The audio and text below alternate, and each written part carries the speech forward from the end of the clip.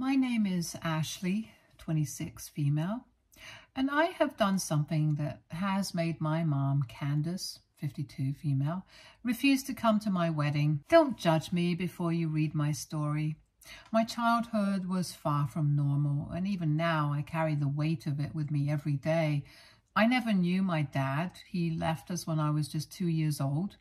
I don't have any memories of him, just the stories my mom would tell and the ones she chose not to. My older sister, Samantha, was 5 at the time. Mom always hinted that things were better before I came along. She'd often say things like, "It was easier when it was just me and Sam," or "We had such a good routine before you were born." I don't think she ever realized how much those words cut me, even as a kid. I remember one time I was about 7 or 8 and it was my birthday. I was so excited because I thought maybe, just maybe, my mom would let me have a small party. Nothing big, just a few friends over for cake. But when I asked her, she just sighed and said, "We never had these problems and demands before you came along. Birthdays were so much simpler with just Sam." It was like she was saying I was the reason for all her troubles, and that stuck with me. School wasn't much better. I was always the quiet kid, the one who didn't want to draw too much attention. I had a few friends, but I always felt different. Like there was this invisible barrier between me and everyone else. I think a part of me always wondered if they would leave too, just like my dad did, or if they thought I was the problem like my mom seemed to think. I remember this one particular day in middle school. I had worked really hard on a science project and was so proud of it. I brought it home hoping to show it off to my mom. She barely glanced at it and said, "I never had to help Sam with these things." She was so independent. It was like no matter what I did, it was never enough. Sam was the golden child, and I was just the one who complicated things. The worst part was that I couldn't even turn to Sam for support. She was always busy, always the perfect student, and always seemed to be Mom's favorite.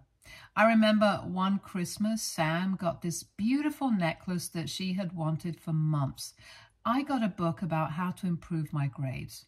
I wasn't a bad student, but I guess I wasn't good enough. Mom made sure I knew that. We were a poor family by all means. My mom worked as a waitress at a restaurant nearby and barely made enough to put food on the table.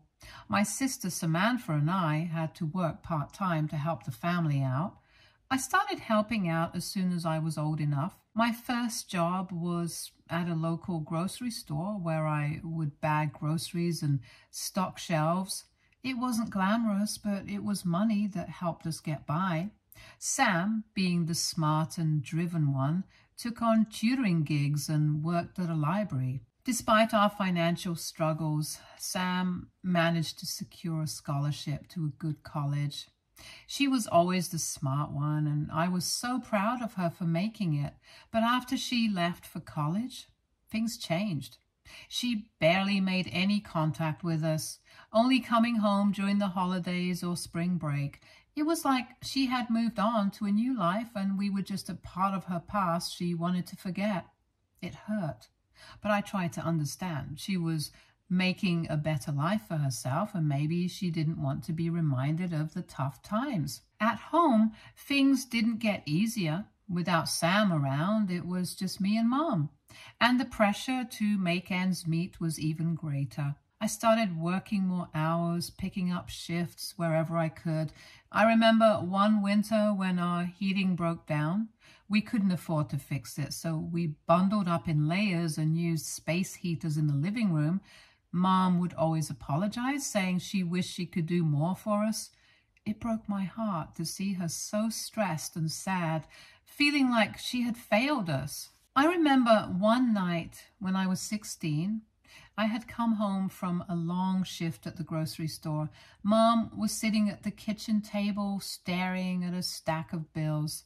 She looked up at me with tears in her eyes and said, "I'm sorry, Ashley. I wish things were different." I hugged her and told her it was okay, but inside I felt the weight of our struggles more than ever. School was tough too. I was never as smart as Sam, and I struggled with my classes. I would stay up late trying to finish my homework, but no matter how hard I tried, my grades never seemed to improve. Teachers would compare me to Sam, saying things like, "Your sister did so well in this class. I'm sure you can do it too." It was like they expected me to live up to her achievements, but I felt like I was constantly falling short. I didn't have a lot of friends. I was always too busy working or studying to hang out. Sometimes I would hear about parties or get-togethers from the kids at school, but I never got invited. It made me feel like an outsider, like I didn't belong anywhere.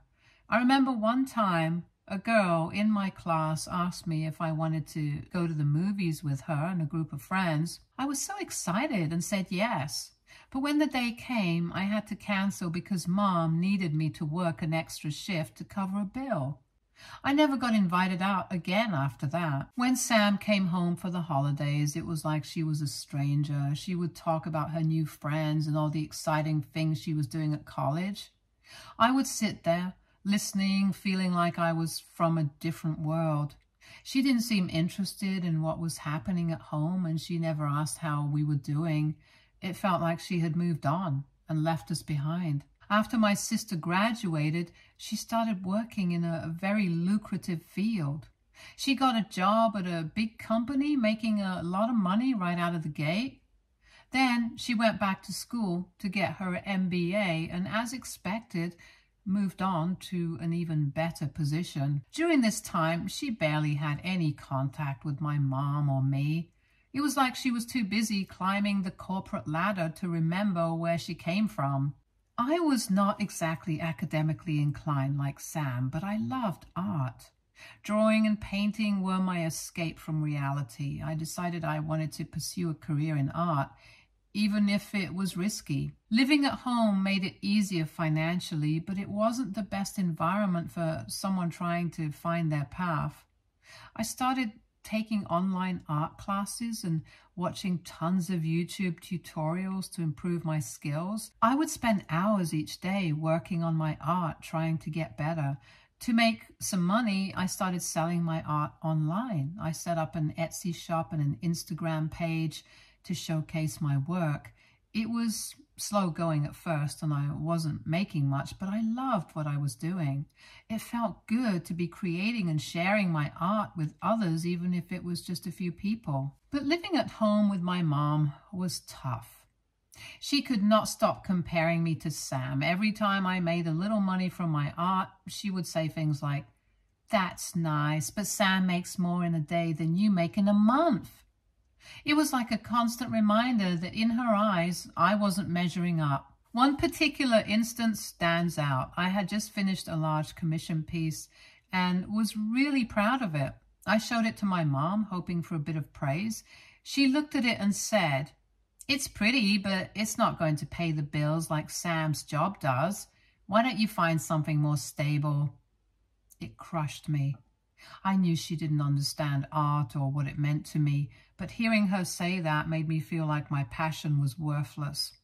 Things in our family were still weird, but Samantha would at least talk to us once in a blue moon. She'd call on birthdays or holidays, making the obligatory small talk. It wasn't much, but it was something. Then, about 5 years ago, things changed drastically. Samantha just stopped picking up our calls, and eventually we realized we were blocked. Mom was devastated, and I was confused and hurt. I tried to reach out to her through friends and even social media, but I never got any response.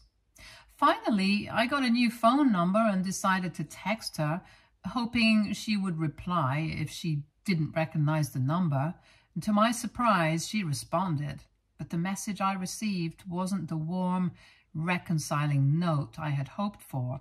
It was a long text filled with hurtful words and a tone that was cold and distant. Samantha wrote, "I'm moving on with my life, with my new family, and I don't need poor toxic people like you dragging me down. I've worked hard to get where I am, and I can't afford to be associated with people who are stuck in the past and aren't going anywhere. Reading that message felt like a punch to the gut. She went on to say that she couldn't stand the way Mom would always complain about money and how I was wasting my time with my silly little art projects. She said that she was embarrassed to tell people about us because we were a constant reminder of where she came from and how we never seemed to improve our situation. She even accused Mom of being manipulative and toxic, saying that every time she did call or visit, Mom would guilt trip her about not being around enough or not helping out financially. Samantha made it clear that she felt Mom was trying to trap her in the cycle of poverty and guilt. As for me, Samantha wrote that she couldn't believe I was still trying to make a living from art. She said, "Ashley, you're a grown adult and you're still playing around with paint and brushes like a child. Grow up and get a real job. You're a burden and you're never going to make anything of yourself living in that fantasy world." I never showed that text to my mom. It was too hurtful, and I didn't want to add to her pain. After everything that happened, I felt like I needed a change. I knew I couldn't keep doing what I was doing. It wasn't sustainable, and the environment at home was just too toxic. I decided it was time to find a job that would allow me to pursue my art part-time while giving me the financial stability to move out and start fresh. So I became an air hostess. It was a great job that paid well, and it gave me the opportunity to travel and see the world. I loved meeting new people and experiencing different cultures. The best part was that it gave me enough income to finally move out of my mom's house and get my own place. It felt like a huge step towards independence and healing. I found a cozy apartment not too far from where I grew up, and it felt amazing to have my own space. This is also where I met my lovely fiancé, Joshua, 31, male. He was my neighbor, living just a few doors down from me. I remember the first time we met. I was coming home after a long flight, looking like a mess with my hair all over the place and my uniform wrinkled. I was struggling with my suitcase, and Joshua, who was walking his dog, came over and offered to help me carry it up the stairs. He had this big, warm smile and kind eyes that immediately made me feel comfortable. We started talking more and more every time we ran into each other. It began with casual hellos and small talk, but soon we were having longer conversations. He'd come over for coffee and we'd talk about everything from our favorite movies to our childhoods. Joshua was so different from anyone I had ever met. He was kind, patient, and genuinely interested in what I had to say. He made me feel valued and appreciated, something I hadn't felt in a long time. As we got to know each other, we realized we had a lot in common. We both loved traveling, good food, and had a soft spot for cheesy romantic comedies.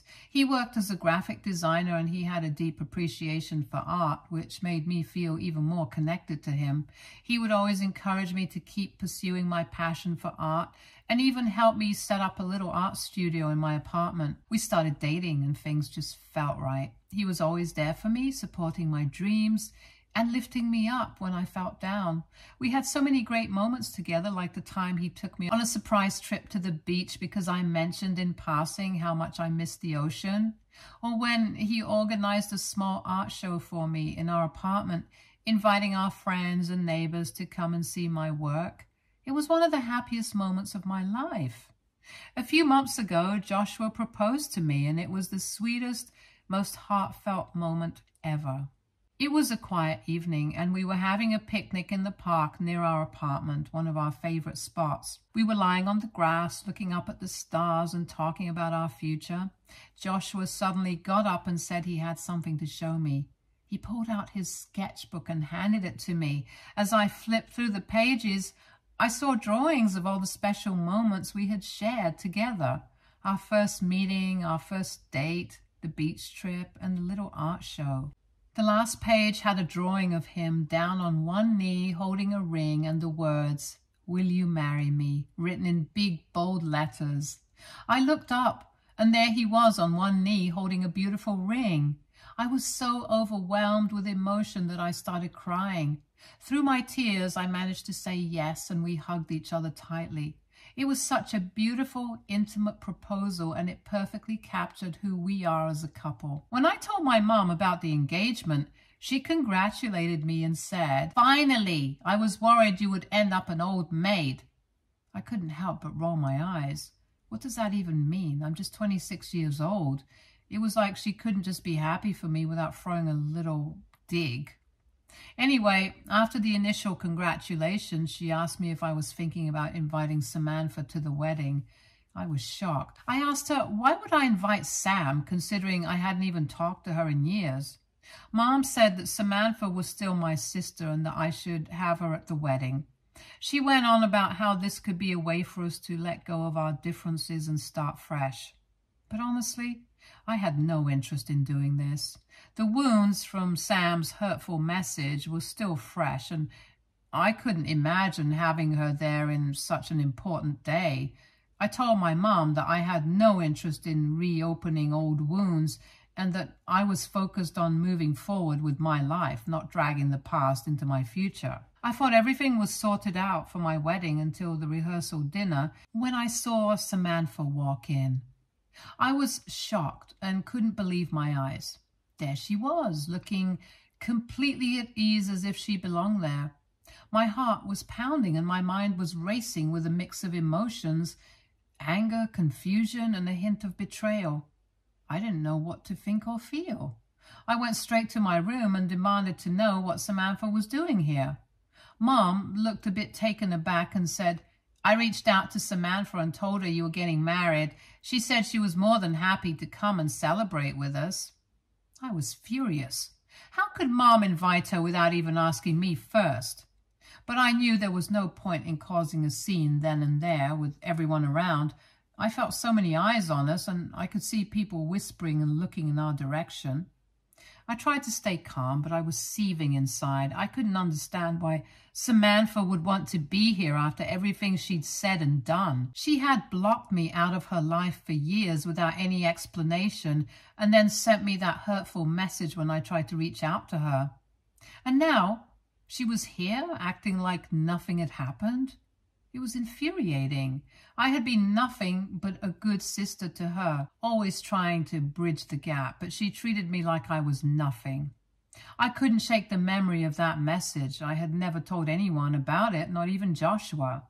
I had kept it to myself, trying to process the pain and betrayal alone. Now, seeing her here brought all those feelings rushing back. It was like a wound that had started to heal was suddenly ripped open again. So when it was time to give the toast, I started by thanking Joshua for being in my life. I talked about how much he meant to me, how he had been my rock through thick and thin, and how grateful I was to be starting this new chapter with him. Everyone smiled and clapped, and it felt like a warm, supportive moment. Then I turned to Samantha and welcomed her, mentioning how surprising it was to see her after all this time. I could see the curiosity in everyone's eyes, wondering where I was going with this. I took a deep breath, my hands trembling slightly, and decided to do something bold. I pulled out my phone and read the message she had sent me all those years ago. It went something like this. "I'm moving on with my life, with my new family. I don't need poor, toxic people like you dragging me down. You're wasting your time with your silly little art projects. Grow up and get a real job. You're a burden, and you're never going to make anything of yourself living in that fantasy world." As I read the words, the room fell silent. You could hear a pin drop. Everyone was shocked and appalled. I looked around and saw faces filled with disbelief and anger. Joshua reached out and held my hand, giving me the strength to keep going. I felt a mix of emotions, but mostly a sense of relief for finally letting the truth out. Samantha's face turned bright red. She looked around, clearly embarrassed and unsure of what to do. She mumbled something under her breath and then grabbed her purse and left the venue immediately. However, not everyone felt the same way about what I did. My mom was furious. She said that I had gone too far and embarrassed the family in front of everyone. She told me that I had ruined the chance to fix things with Samantha and that I should have handled it differently. Her words stung, and I felt a mix of anger and sadness. I asked her why she wasn't mad at Samantha for saying those hurtful things about me and about her. I couldn't understand why she seemed more upset with me than with Samantha, who had been the one to cut us off and send that awful message. Mom just sighed and said that it didn't matter anymore because it was so long ago. She said we should be focusing on the future and that holding on to the past wouldn't help anyone. Her next words hit me like a ton of bricks. She said she was disappointed in me and that she didn't want to come to my wedding anymore. I was shocked and heartbroken. I had hoped she would understand my feelings and support me, but instead, it felt like she was taking Samantha's side and blaming me for everything. What can I do here? How can I convince my mom? Update 1. So thank you everyone for your comments and suggestions. I have some updates. I got married, and no, my mom or my sister were not part of it. Here's what happened after the rehearsal dinner drama. I tried talking to Mom, hoping we could sort things out before the wedding, but she was still so upset about me confronting Samantha and airing our family's dirty laundry in front of everyone that she refused to attend. It was heartbreaking, but I knew I had to focus on my big day. Walking down the aisle alone was a mix of emotions. I had dreamed of this moment my whole life, imagining my mom by my side, proud and smiling. But I didn't let this bring me down. The ceremony was beautiful, surrounded by friends who have become my chosen family and who have supported me through everything. Joshua and I exchanged vows that we had written ourselves, promising to love and support each other through thick and thin. It was a deeply emotional moment, and I felt so grateful to have found someone who truly understands and values me. After the ceremony, we had a small reception with our closest friends. There were tears, laughter, and lots of dancing. It was a celebration of love and new beginnings, and I couldn't have asked for a more perfect day. I also want to clarify a few things. Samantha and I grew up together in the same house, but she didn't play a motherly role in my life. We lived parallel lives under the same roof, and she was often distant, focused on her studies and her own path. As her younger sister, I craved her attention and validation, hoping for a connection that never fully materialized. Now, regarding her decision to distance herself from our family, I understand that people have the right to move on and create their own lives. However, I also have the right to set boundaries and decide who I want to include in my life's important moments, like my wedding. Samantha's actions and hurtful words made it clear that our relationship was strained, and inviting her to such a personal event didn't feel right to me. Choosing not to invite Samantha wasn't about punishment or revenge. It was about protecting my emotional well-being and prioritizing those who have consistently supported and cared for me. I needed my wedding day to be filled with positivity and surrounded by people who genuinely celebrated my happiness. Update 2. Hi guys. I know it's only been a few days since my last update, but I have some big news to share. A few days after the wedding, I received a surprising text from Samantha. She wanted to talk to me and asked if we could meet up. At first, I was hesitant because I was still in the honeymoon phase with Joshua, and I didn't want anything to spoil my mood. But there was a nagging feeling inside me that urged me to hear her out. So I agreed to meet her at a local cafe. When we met, there was a bit of awkward small talk at first. Then Samantha took the initiative to apologize. She admitted that when we were younger, she unfairly blamed me for our dad leaving. She also acknowledged that her message years ago was hurtful and stemmed from her own difficult circumstances at the time. She didn't try to excuse her behavior during our childhood either. Recognizing how distant she had been as an older sister, she expressed genuine remorse and asked for a chance to start anew. I listened carefully to her words, feeling conflicted. The wounds from our past are deep, and I wasn't sure if I could simply overlook everything that had happened. But then Samantha said something that struck a chord with me. She pointed out that both of us were shaped by our toxic family environment, but we had the opportunity to create a new dynamic for ourselves, one that could be different from what we experienced growing up. Her words resonated with me, but I knew I needed time to process everything. I told her honestly that I wasn't ready to make a decision right then and there. It wasn't just about forgiving her. It was about figuring out if I could trust her again. and if we could truly move forward in a positive way. Since then, I've been reflecting a lot on our conversation. Samantha's apology was a step in the right direction, and I appreciate that she took responsibility for her past actions. At the same time, rebuilding trust takes time, and it's not something that can be rushed or forced.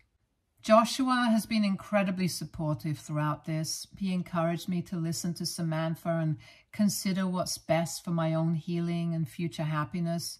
He reminded me that forgiveness doesn't mean forgetting or pretending the past didn't happen. It's about finding peace for myself. Hello everyone. I have some exciting updates to share with you all. After returning from my honeymoon, I couldn't stop thinking about the conversation I had with Samantha. I was really grappling with whether or not to give her another chance. To help me decide, I took a small step. I sent her a friend request on Instagram now that she had unblocked me. As I scrolled through Samantha's Instagram trying to get a sense of her life, I came across a photo of her at Niagara Falls. It was posted last year in July. That caught my attention because I distinctly remembered my mom also visiting Niagara Falls around that time. Curious, I checked my mom's Instagram and scrolled down until I found a picture from her trip. To my surprise, it was taken in the same month. Seeing this coincidence made alarm bells go off in my head. It made me wonder if Samantha and Mom might have actually crossed paths during their trips. It seemed unlikely that they would travel to the same place at the same time without some kind of coordination or reason. This discovery added another layer of intrigue to the situation. I started to think about what this could mean. Could Samantha and Mom have met up without telling me? Was there some connection or conversation between them that I wasn't aware of? It raised so many questions, and I felt a mix of curiosity and apprehension. Part of me wanted to reach out to Samantha and ask her directly about the trip. I wanted to know if she had seen Mom or if they had talked, but at the same time I hesitated. I didn't want to come across as suspicious or accusatory. Our tentative truce was already fragile, and I didn't want to jeopardize it by jumping to conclusions. So I video called my mom right away and confronted her about it. I asked her straight up if she and Samantha had met before the rehearsal dinner. At first, she tried to deny it, but when I pointed out the evidence, those Instagram posts, it was undeniable. She finally admitted that they had been in contact for the past 2 years and had even met up. Hearing this shattered me. I felt this mix of hurt and betrayal because I had trusted my mom to be honest with me. I asked her why she hadn't told me about Samantha being ready to see me yet.